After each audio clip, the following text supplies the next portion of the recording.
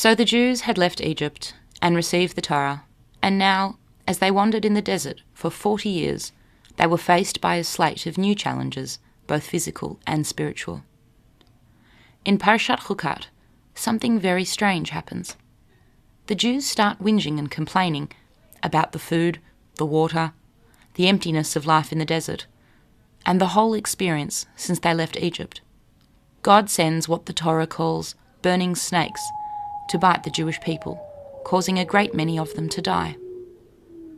The Jewish people go to Moses and say, "We know we shouldn't have complained about this whole desert thing, but please ask God to get rid of all the snakes." And he does. He begs and pleads with God on their behalf. And so God instructs Moses to build a huge fiery copper snake and coil it on a huge post. Then get everyone to look up at the snake, and everyone who's been bitten will be healed and live. At a glance, this seems to go against the precept, "Do not make graven images," and "Do not worship idols." But we need to remember that God himself told Moses to build this copper-coiled snake, and it wasn't supposed to be as a god or god substitute. The snake itself has a far greater significance within Judaism. Since the very beginning of time, since the memorable event in the Garden of Eden, the snake has represented spiritual immaturity.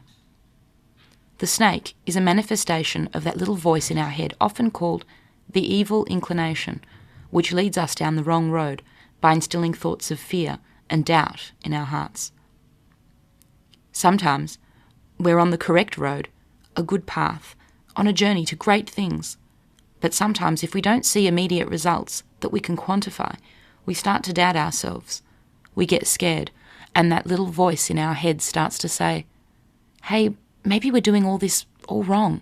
Let's just give up and try something else, something easier." So God's instruction to build a large fiery copper snake was not an exercise in idol worship at all. Rather, it was a fear-removing tactic, an enormous example of that palpable fear that was biting them all and causing their spiritual strength to die.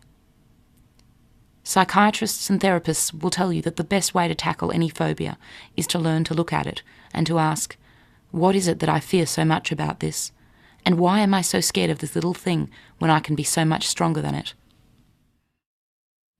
It was such a valuable lesson in asserting oneself that the Jews learnt there in the desert, and one we must keep in mind in all our wanderings.